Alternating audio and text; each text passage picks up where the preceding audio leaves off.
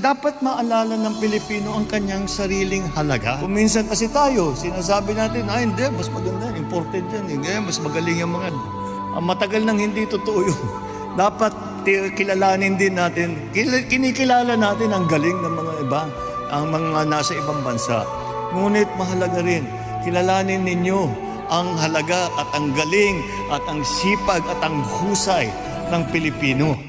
Ipinagmamalaki, sinasabi natin, kahit saan mo ilagay ang Pilipino, kahit saan mo dalhin yan, ay magsusumikap yan at magiging successful yan. Kailangan pagbaguhin ang binabago po natin sa bagong Pilipinas.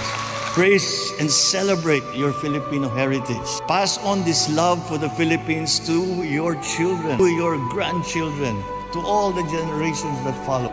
Teach them what the Philippines is. Iuwi nyo muna sa Pilipinas para makita nila yung ibig ninyo sabihin.